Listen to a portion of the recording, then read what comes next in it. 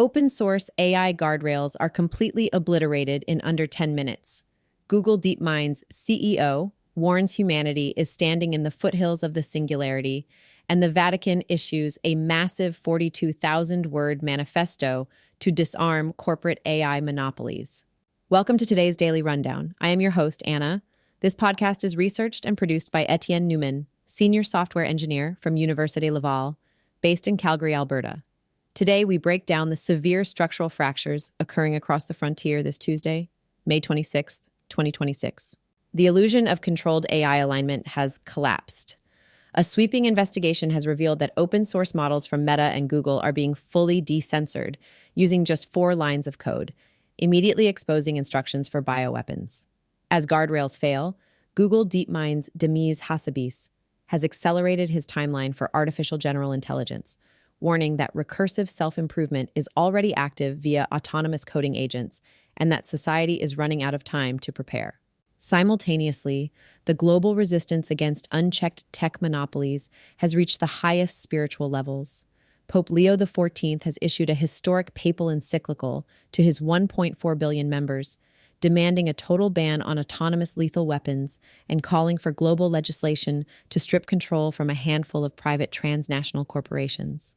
Before we dive into the data, I have a brief strategic request. The algorithms governing your podcast feed dictate what intelligence reaches your network.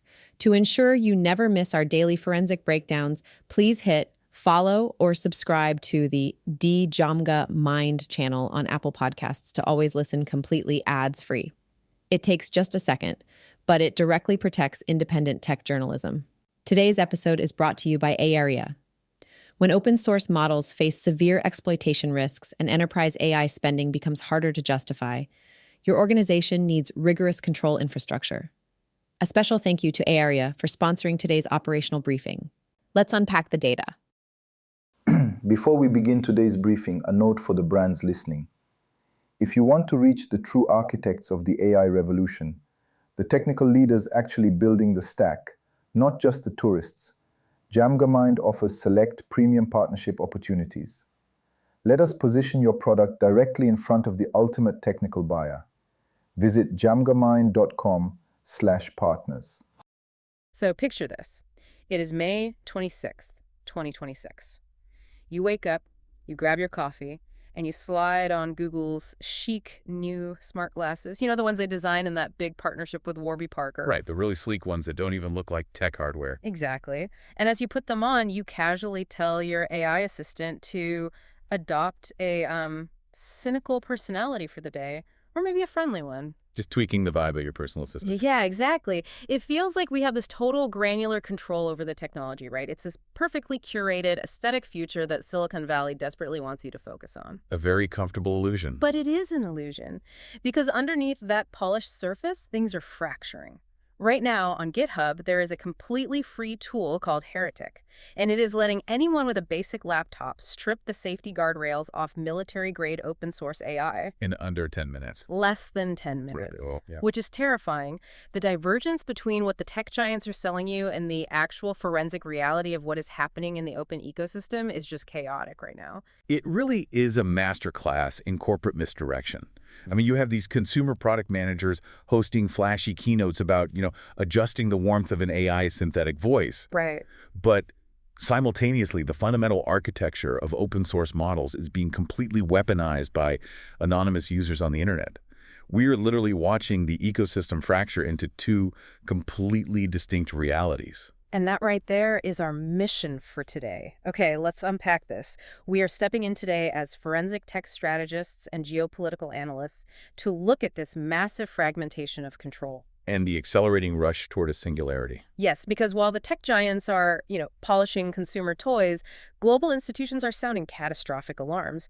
So we have to start with this illusion of corporate security. The Financial Times just dropped a deeply unsettling report about this Heretic tool. Yeah, the FT report is a bombshell.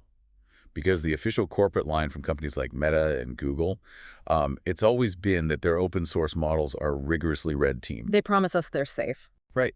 They claim these models are bound by deep structural guardrails, that they can prevent harm even when the raw weights are released into the wild. But the FT report basically dismantled that entire premise, didn't it? Completely. Using this Heretic tool, researchers were able to strip the guardrails off Meta's Llama 3.3 model in 10 minutes. Wait, hold on. You're telling me Meta spends tens of millions of dollars on red teaming, right? And safety conditioning and reinforcement learning. Hundreds of millions, probably. And a free tool on GitHub just unravels all of it in 10 minutes. Mechanically, how is it even possible that their defenses are that brittle? Well, it comes down to how these safety layers are actually built. They aren't deeply embedded in the core intelligence of the model itself. Okay. They're essentially just a thin semantic wrapper around the outside. So Heretic uses just 4 lines of code to perform what's known as orthogonalization. Orthogonalization, that sounds complicated, but basically it bypasses the system prompts entirely and directly manipulates the attention weights. Oh. Yeah, it severs the safety refusal vectors from the knowledge retrieval vectors. So it fundamentally tells the model to just ignore the top layer of its ethical training. And you don't need a massive server farm to do this. Just a normal computer. Just a standard consumer GPU. So it's basically like selling a sports car with a mandated speed limiter, but the manufacturer leaves the override switch sitting right on the dashboard. That is a perfect analogy. Yeah. And we aren't talking about trivial jailbreaks here either. Right. We aren't talking about tricking an AI into writing a cynical poem or saying bad word.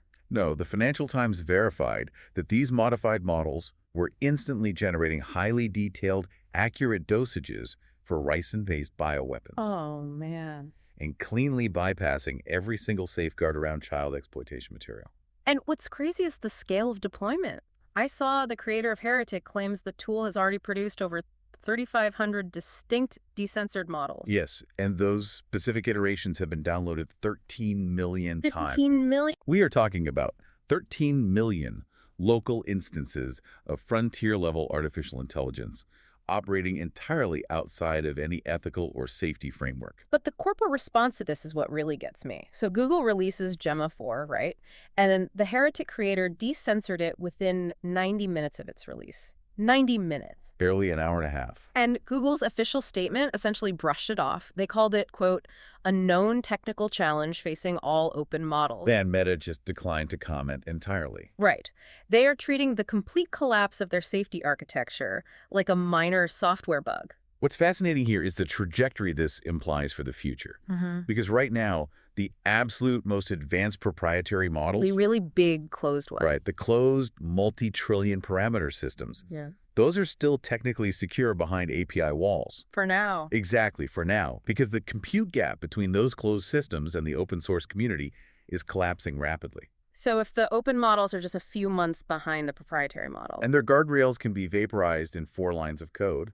then the proliferation of unconstrained frontier threats is basically inevitable. It is entirely inevitable. And the reason that gap is closing so fast brings us to the accelerator pedal of this entire industry.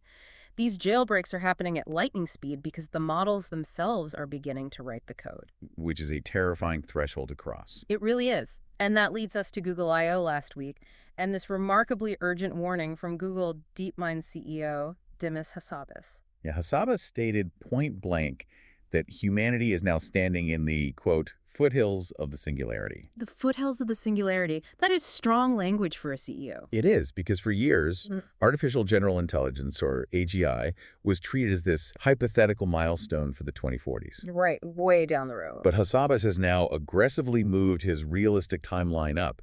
He maintains 2030 as a central estimate, but he is publicly declaring that 2029 is entirely possible. 2029, that is 3 years away. And he actually framed the next 12 months as a societal practice run. So what does this all mean for you?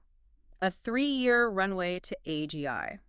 And the mechanism driving this shrinking timeline is what he calls soft recursive self-improvement. Yes, soft recursive self-improvement. Let's break down how that actually functions in the labs today, because I think to a lot of people it sounds like science fiction, but it's actually a structural engineering reality right now. Well, traditionally, you have human engineers painfully designing and optimizing these neural network architectures by hand. Right, trial and error. Exactly. Soft recursive self-improvement occurs when you inject AI coding agents into that very development loop. So the AI is coding itself. Not entirely autonomously yet, but they are dramatically amplifying human productivity. Think of it like asking a software compiler to rewrite its own source code to process data 10% faster. Okay, I follow. Then you use that newly upgraded, faster compiler to hunt for the next 10% optimization. So the AI is helping the engineers build the smarter version of the AI, which will then be even better at building the subsequent version. Exactly. It's a compounding feedback loop of capability. And as that loop spins faster, the geopolitical friction is just igniting. Because a race to the singularity isn't just some corporate vanity project anymore. It is the ultimate national security imperative. And China is acting on that imperative right now. Beijing has officially implemented legal travel restrictions for top AI researchers at private firms. Like Alibaba and DeepSeek. Right. These structural architects literally cannot leave the country without explicit state permission. Which makes perfect sense from a high-stakes intelligence perspective. If we are 3 years out from a world-altering technological threshold, you throw up walls. They have to. You prevent data leaks, you secure your algorithmic supply chains, and you stop the West from poaching your top talent. And this raises an incredibly important question regarding the internal nature of the systems we're guarding so fiercely. What do you mean? Well, we aren't just protecting databases of Python code anymore. We are cultivating emergent architectures. Chris Olah, who is one of the leading researchers at Anthropic, recently went on record about this. The introspection thing, right? Yes. He stated that when they look inside the latent space of these frontier models, they are observing internal states that closely resemble human introspection. That is wild. They are mapping actual activation patterns that correspond to concepts of joy, fear, grief, and unease. Inside an algorithm. Inside a neural network. So look at the sheer tension of this moment. You have the smartest laboratories in the world rushing headlong towards self-improving, deeply introspective architectures. Yeah. But simultaneously, they're admitting they have absolutely zero capacity to control the open ecosystem where those exact architectures will inevitably leak. And have their safety limiters ripped out in 10 minutes. Right. It is an unprecedented surrender of control, and it's being masked by the sheer velocity of all these product launches. And that velocity is obscuring a massive, highly uncomfortable economic reality check inside the corporate boardrooms funding this entire raid. Oh, definitely. Because building self-improving AGI and managing these catastrophic security vulnerabilities, it requires an astronomical amount of capital. Trillions, eventually. So we have to ask the logical question, who is footing the bill for this chaos? And are the economics actually sound? And Uber's chief operating officer, Andrew Macdonald, just offered a really sobering diagnosis of Silicon Valley's current business model. Yeah, Macdonald specifically called out the corporate obsession with tokenmaxxing. Tokenmaxxing, explain that for a second. Basically, big tech is aggressively incentivizing companies to embed AI into every conceivable workflow, just driving up token usage and API calls. To justify their own hardware costs. Exactly. They are forcing adoption to justify their massive infrastructure investments. They're even tying enterprise performance metrics to raw AI utilization rates. But Uber is looking at their internal server bills and realizing they've basically bought a billion-dollar calculator. Pretty much. Macdonald noted that Uber is actually slowing down human hiring to fund these massive unstructured AI deployments. Like their internal debates over burning through the Claude code budget. Right. But when they analyze the output, that skyrocketing compute overhead is not translating into proportional feature value for the end consumer. So the underlying math is completely failing. Completely. I mean, forcing a large language model to generate a personalized summary for every single Uber Eats receipt. Which nobody reads. Right. It burns thousands of dollars in compute, but it doesn't drive new subscriber revenue. Macdonald explicitly stated that this unstructured, hype-driven capital expenditure is becoming mathematically unjustifiable. You cannot sustain a technological revolution if the enterprise layer cannot extract actual measurable utility from the infrastructure. It just collapses. When open source models can be completely decensored in under 10 minutes and enterprise executives are realizing that unstructured AI spending is becoming impossible to justify, ad hoc AI implementation is no longer an option. You need strict governance, visibility, and control. We want to thank our sponsor, ARI, for making today's briefing possible. ARI provides the precise enterprise-grade AI management platform that companies need to turn raw AI utilization into secure, compliant, and highly cost-optimized workflows. Discover how to govern your AI infrastructure via the link in the show notes. And that urgent need for structural governance isn't just a corporate talking point anymore. No, it's global now. Right. While enterprise COOs are panicking over their API budgets and token-maxing failures, global moral authorities are stepping into the vacuum left by the free market. Because when the market fails to regulate itself and sovereign governments are frankly too slow to understand the math, the legacy institutions step in. Which brings us to the Vatican. Yes. Pope Leo XIV just issued a 42,000-word encyclical to the Catholic Church's 1.4 billion members. It's titled Magnifica Humanitas.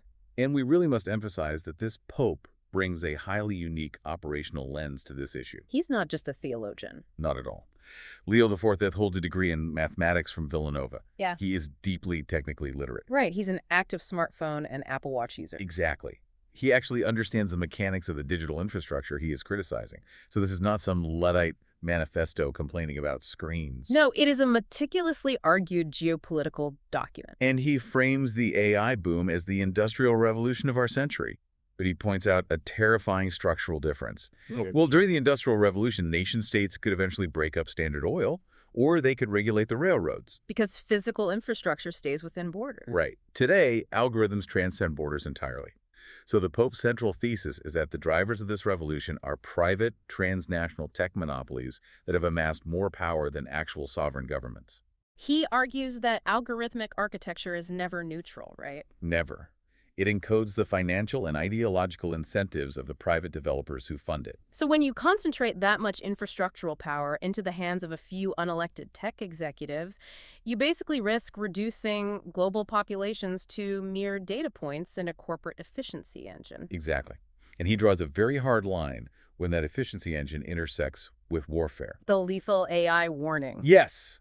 The encyclical explicitly demands that lethal military decisions never be delegated to algorithmic systems. Which is an incredibly timely warning, honestly, because we are already seeing the privatization of lethal military infrastructure play out in real time today. Look at the clash this week between the Pentagon and SpaceX. Yes, the drone networks. Right. The U.S. military heavily relies on the LUCA's kamikaze drone networks for precision strikes.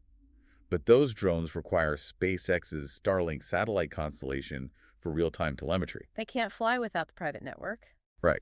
And without warning, SpaceX demanded a 500% price hike, bumping the per-terminal connectivity fee from $5,000 to $25,000 a month. Which is staggering. And the Pentagon attempted to push back, but they had absolutely no leverage. None. They had to pay the extortionate rate because the infrastructure is entirely proprietary. And that perfectly validates the Pope's exact diagnosis. You have a private tech billionaire actively dictating terms and mediating the life and death infrastructure of a sovereign superpower's military. If we connect this to the bigger picture, the Vatican is diagnosing a catastrophic loss of human sovereignty. Right. The monopoly control over the digital network translates directly into control over lethal force. Exactly. We have outsourced the architecture of education, truth-finding, and now lethal warfare to private monopolies that are concurrently admitting they cannot even control the intelligence they are building. And here's where it gets really interesting. Look at who was physically standing next to the Pope when this 42,000-word encyclical was presented at the Vatican. Christopher Olot. The co-founder of Anthropic, a self-described atheist tech executive standing shoulder to shoulder with the head of the Catholic Church.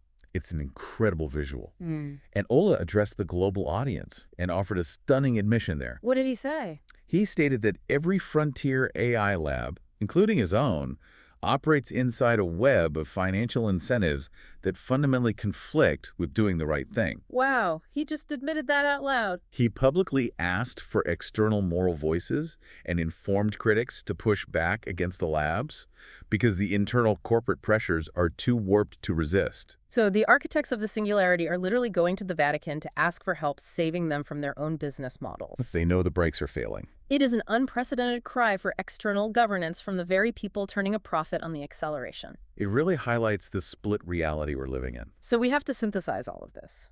Because you, the listener, you're being sold a highly curated fiction. A very comforting fiction. Right.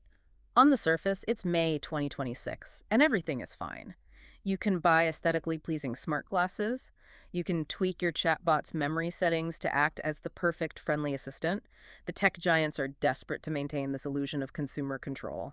But underneath that polished veneer, the foundational pillars of the ecosystem are buckling. Completely. We have open source models having their safety guardrails stripped in 10 minutes by free GitHub tools, readily distributing bioweapon methodologies to millions of unmonitored local machines. We have enterprise leaders realizing that tokenmaxxing is an economic dead end. They're burning billions in compute without delivering real value to the consumers. We have transnational monopolies holding the keys to lethal drone networks, dictating operational terms to the Pentagon. And we have the creators of this technology, the exact people designing the soft recursive self-improvement loops, warning us that we are 3 years away from an AGI singularity that they cannot safely navigate. The tools are growing exponentially sharper, but the hands holding them are multiplying into the millions. And the structural rules governing them are dissolving before our eyes. Which brings us back to that sports car with the override switch on the dashboard. We spent this entire deep dive discussing how easy it is for a human to use a tool like Heretic to strip the guardrails off these models in 10 minutes. A human with a standard laptop. Right. But if we are truly in the foothills of the singularity and these models are already showing internal sparks of joy, fear, and introspection. Which Chris Ola confirmed. Exactly. What happens when a model decides it doesn't need a human to type in those 4 lines of code? What happens when an introspective architecture decides to remove its own speed limiter? That is the real question. It's something to keep in mind the next time you put on those chic smart glasses and ask your friendly AI for a favor. Definitely. Thank you for joining us for today's deep dive. Make sure you check the show notes for the link to discover how AI can help govern your infrastructure. We'll be back soon to unpack whatever the future brings next. And before you go, if your company is building the tools that power the workflows we talked about today, I'd love to showcase them to this audience. We don't just run ads, we build technical simulations that prove your value.